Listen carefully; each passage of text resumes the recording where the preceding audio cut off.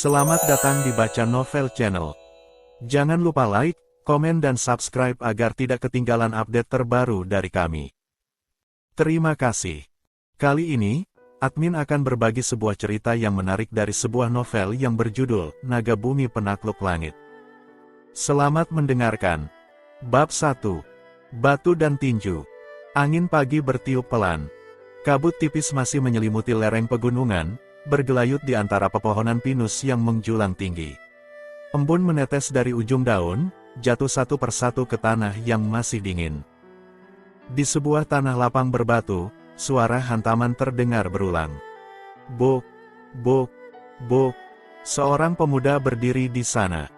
Tubuhnya dipenuhi keringat, nafasnya berat. Di hadapannya, sebuah batu besar setinggi dada manusia tampak retak di beberapa bagian. Pemuda itu menarik napas dalam. Kemudian, tanpa ragu, ia melayangkan tinju lagi. Buk, retakan pada batu itu bertambah panjang. Namun, di saat yang sama, kulit di buku-buku jarinya ikut robek. Darah segar mengalir, menetes ke tanah. Pemuda itu tidak bereaksi. Ia hanya memandang tangannya sejenak, lalu kembali mengangkat tinjunya. Buk, buk, buk. Seolah rasa sakit bukan sesuatu yang penting. Seolah tubuhnya hanyalah alat yang harus dipaksa tunduk.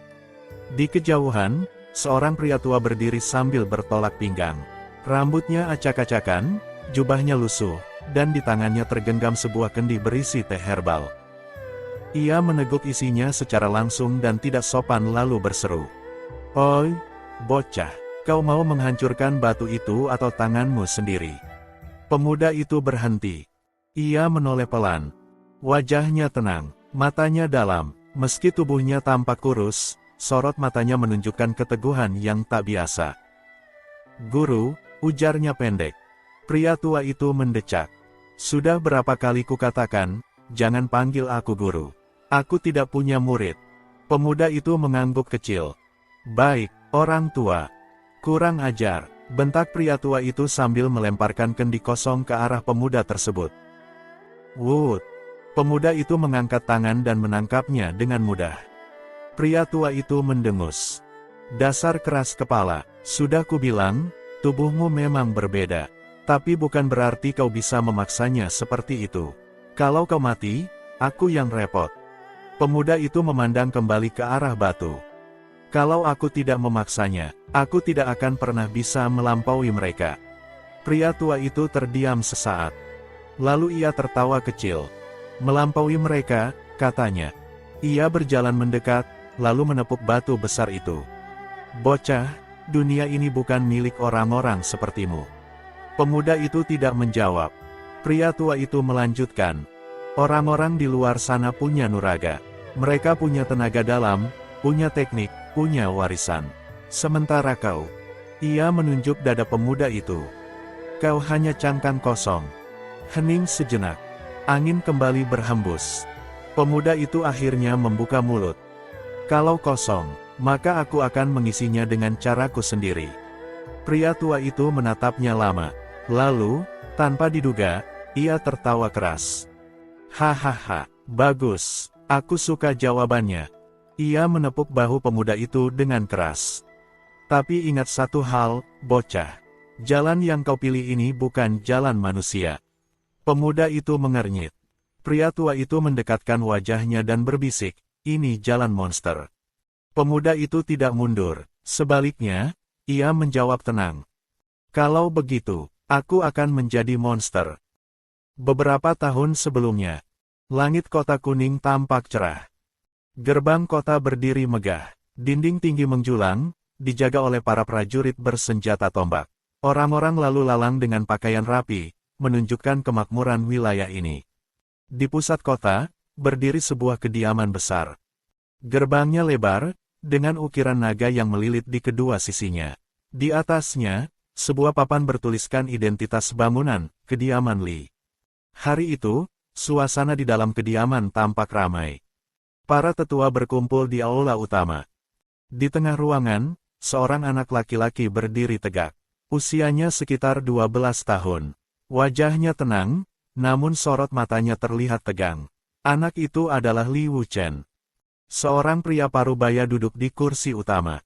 Wajahnya tegas, sorot matanya tajam. Ia adalah kepala keluarga Li. Di sampingnya, beberapa tetua memandang dengan serius. Mulai, ujar salah satu tetua. Seorang pria tua lainnya melangkah maju. Ia mengangkat tangannya dan meletakkannya di punggung Li Wuchen. Suasana seketika menjadi hening. Beberapa saat berlalu. Alis pria tua itu perlahan mengernyit. Kemudian, wajahnya berubah. Ia menarik tangannya dengan cepat. Semua orang di ruangan itu menatapnya. Bagaimana? Tanya kepala keluarga Li. Pria tua itu terdiam sejenak, lalu berkata dengan suara berat.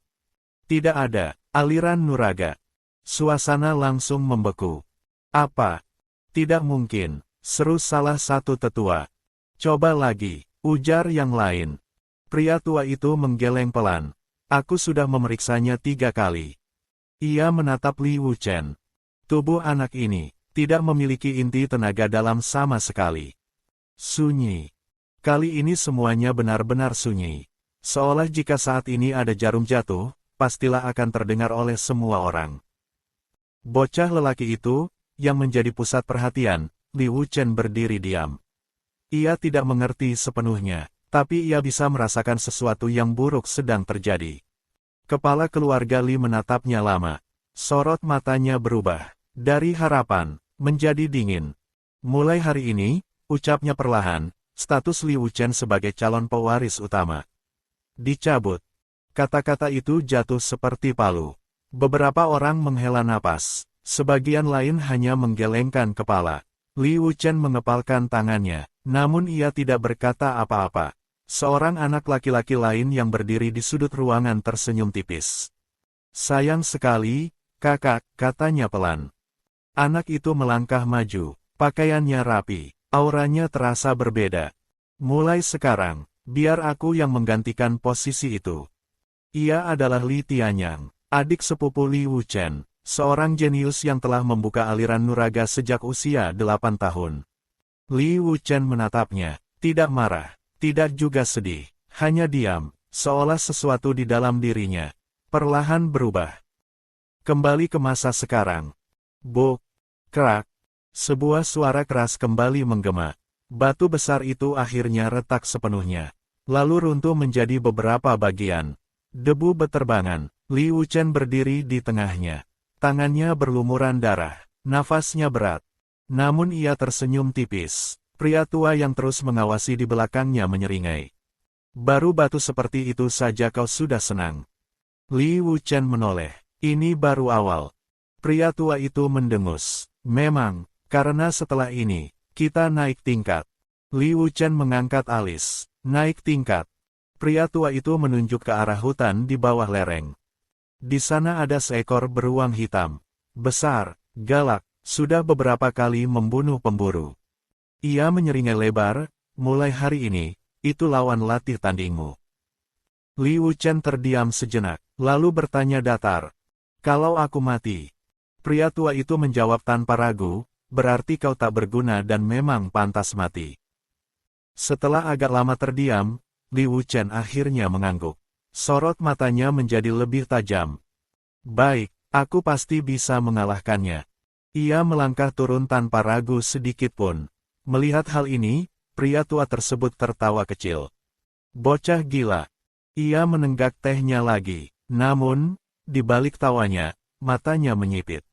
Dunia ini akan berubah karena bocah itu. Di tempat lain, sebuah paviliun elegan berdiri di tepi danau. Airnya jernih, teratai bermekaran, angin membawa aroma harum yang menenangkan. Di atas paviliun, seorang gadis duduk bersila. Matanya terpejam, aura halus berputar di sekeliling tubuhnya. Daun-daun di sekitarnya bergetar pelan, seolah mengikuti ritme napasnya. Beberapa saat kemudian, ia membuka mata. Sepasang mata jernih yang dingin. Ia adalah Lin Suer, seorang jenius muda dari sekte besar. Seorang pelayan wanita segera mendekat dan menangkupkan tangan. Nona, ada kabar dari Kota Kuning. Lin Suer tidak langsung menoleh. Bicara. Beberapa tahun lalu, keluarga Li memiliki seorang calon pendekar pewaris. Namun ia ternyata tidak memiliki nuraga sama sekali. Lin Suer mengangkat alis sedikit. Lalu, anak itu dihapus dari garis utama. Hening sesaat. Kemudian, Lin Suer berkata datar. Orang tanpa nuraga, bahkan tidak layak disebut pendekar. Ia berdiri. Angin berhembus, membuat rambut panjangnya berkibar pelan. Tanpa menoleh lagi, ia berjalan pergi. Namun entah kenapa, di dalam hatinya, muncul sedikit rasa penasaran. Sementara itu, di lereng gunung, raungan keras menggema. Seekor beruang hitam raksasa berdiri di hadapan Liu Chen. Matanya merah, nafasnya kasar. Liu Chen berdiri diam, tubuhnya penuh luka lama, tangannya masih berdarah, namun sorot matanya tetap tenang. Beruang itu mengaum dan menyerbu. Wut! Cakar besar mengarah ke kepalanya. Jika terkena, pastilah kepala itu akan hanur berkeping-keping. Tapi Liu Chen tidak mundur. Ia melangkah maju. Satu langkah. Kemudian, bok! Tinju dilayangkan lurus ke arah kepala beruang itu. Benturan keras terjadi dan tubuh besar itu terhenti sesaat. Untuk pertama kalinya, makhluk buas itu berteriak sambil mundur satu langkah. Di kejauhan, pria tua itu menyipitkan mata. Menarik. Ia tersenyum tipis. Dan di langit yang luas, awan bergerak perlahan, seolah menyaksikan lahirnya sesuatu yang sepenuhnya bertabrakan dengan dunia ini. Bersambung.